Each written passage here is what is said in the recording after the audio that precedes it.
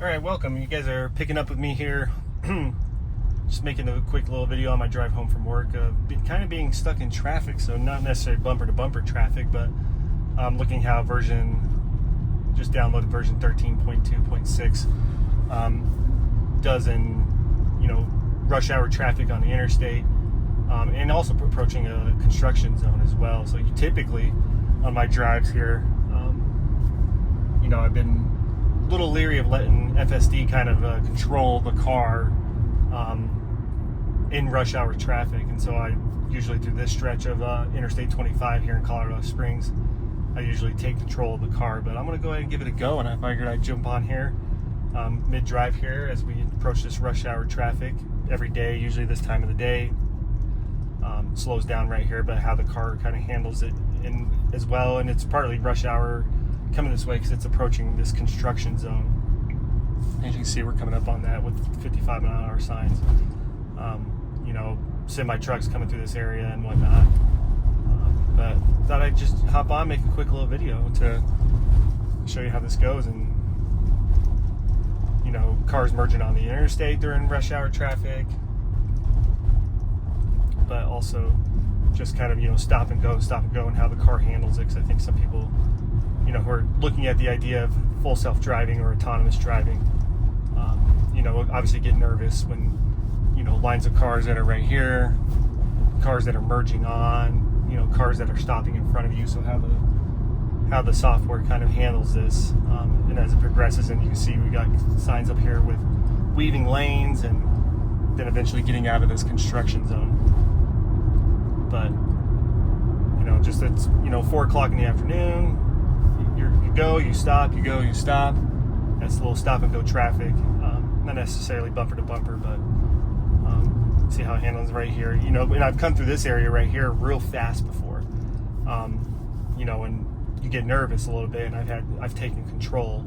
About a month ago, or 2 months before that. But I've let it, even coming through when there's no traffic, letting it kind of weave through this area, this construction zone, on its own. But get a little dicey, and I get it. But as we get to this future where cars are, this idea of autonomous driving, and that unsupervised FSD, how much are we going to trust the cars to handle this? But as these versions have gotten better and better, with over the past 6 months, moving into the version 13, the way that the cars handle this type of traffic it's actually been pretty good. So thought I'd just document this real quick, because here we go. These are one of these tight areas, and we are made our way through and out. So the rush hour traffic, these times of the day where you probably, as you get comfortable with this, want to be able to trust the car more. Will help you drive safely, and get you from destination, point A to point B on your route. And it's still windy. I made a video this morning, how the car kind of handles in these crosswinds, and as the the afternoon is progressing and the sun's going down. But 13.2.6 has been, at least 2 drives I've had, has been doing a pretty good job with it. So I'll take you a little further down here as well. Maybe as I should be getting off the interstate on an exit up here in a few miles. But a little different than driving in the morning when maybe not less traffic. Afternoon time, people are going home, especially on a Friday night, Friday afternoon after work. This is about the time when I usually see a lot of the crazy drivers, trying to fly down the interstate, right? 65-mile-an-hour speed limit, going 65, 66 on standard mode.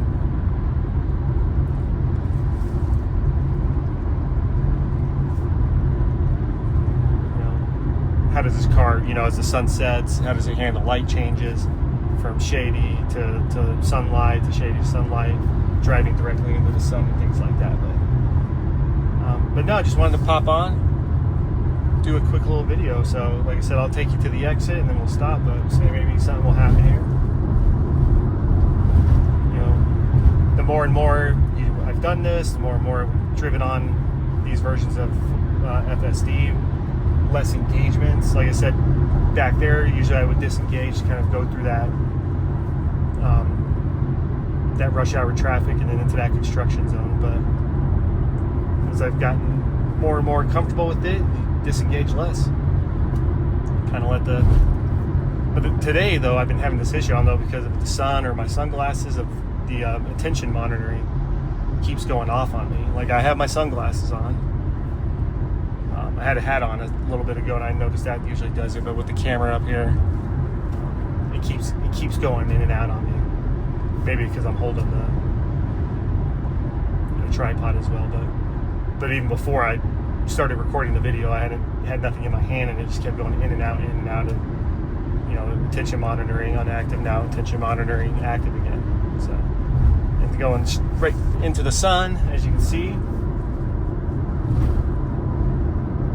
You got these extreme pieces, right? These extreme elements and times of the day that you want to be able to test this out on, right? Because you want something like full self-driving and autonomous driving to be able to take you where you need to go whenever you need to go. If we're looking at what's the future with the cyber cab or the robo taxi, is it going to be able to handle the elements? Is it going to be able to handle the extremes, so to speak? But it's kind of where we're at. But no, I mean, just a quick little video, so I'm going to go ahead, because I'm going to have to, it's going to try to take me further down the interstate. I don't want to get off earlier. It's usually when I do. So maybe I'll show you that piece of it. That's one thing, like, I mean, I could probably go in and change the route and do what I need to do, but, do I want to go this way, or do I need, that's the next piece for me with FSD. I don't know if it's like, I mean, you can tell me in the comments that maybe I can do this already, so now I got to apply slight force. Because I want to get off up here.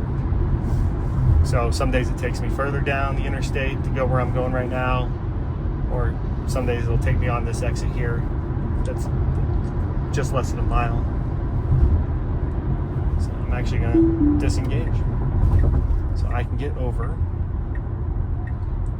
But yeah, is there a way to tell it, like, hey, reroute, re-navigate, preferred navigation method? Maybe I'm, fairly newer Tesla owner. So if there is a way to do that, I'd be great to know. Because right up here is where I want to get off. And so these types of situations, I've had to take over to... No. I just activated it. I want to... Oh. See? I'm good. The fun stuff, right? Because I want to get off right here. Then I'll re-engage it once it knows that I am off and following this route. There we go. Right, this is getting onto a bypass to kind of get where I'm going to my parents' house, but and then attention monitoring unavailable. Like, again, like I said, it was happening before I even started holding the tripod as well, so I don't think it's necessarily that. But once I hear it about 0.7 miles, 0.6, get off, I'll stop the video. But no, I mean, it's been fun to experience this, this type of driving, and with a smart car, an EV like this, and a Tesla, and having this full self-driving capability. But if you have a Tesla, I mean, they're sending out invites right now for free month of it. Hopefully you're getting them. I just got one as well because I've been paying the past couple months, but now we'll get a free month of it at least, so it's gonna be good. But we're gonna get off up here, and this will probably be the end of the video. And as I just got smoked out by that Ford as well, great way to end it. But I'll see you next time. Thanks.